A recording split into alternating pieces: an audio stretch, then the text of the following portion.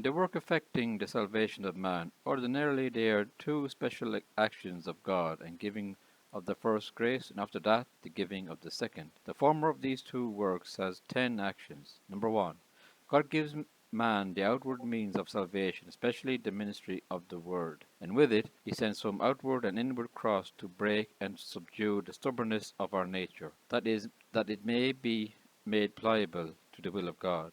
This we may see in an example of the jailer in Acts 16 and of the Jews which were converted at Peter's sermon in Acts 2. Number 2. This done, God brings the mind of man to consideration of law, and therein generally to see what is good and what is evil, and what is sin and what is not sin. Number 3. Upon a serious consideration of the law, he makes a man particularly to see and know his own peculiar and proper sins, whereby he offends God.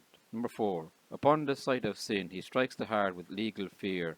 Now these 4 actions are indeed no fruits of grace. For the reprobate may go thus far, they are works of preparation going before grace. The other actions which follow are effects of grace.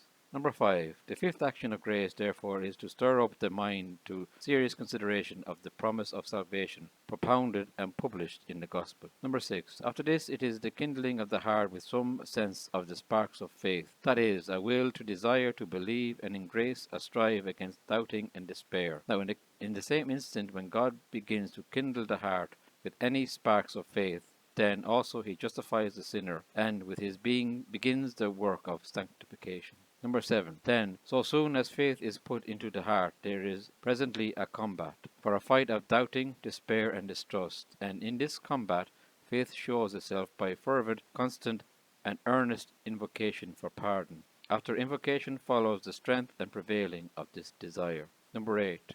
Furthermore, God in mercy quite unsettles the conscience as touching the salvation of the soul, and the promise of life, whereupon it rests and stays in itself. Number 9.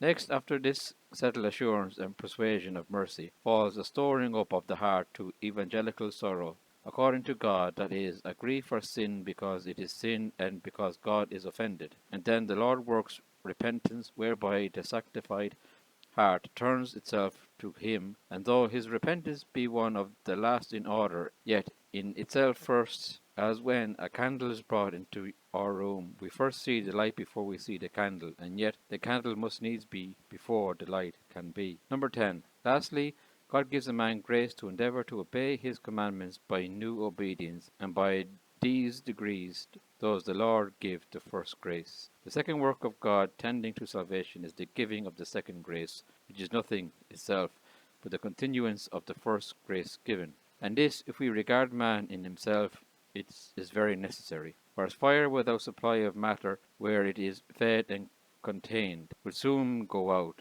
so unless God of his goodness should follow his children, and by new and daily supplies continue his first grace in them, they would undoubtedly lose the same, and finally fall away.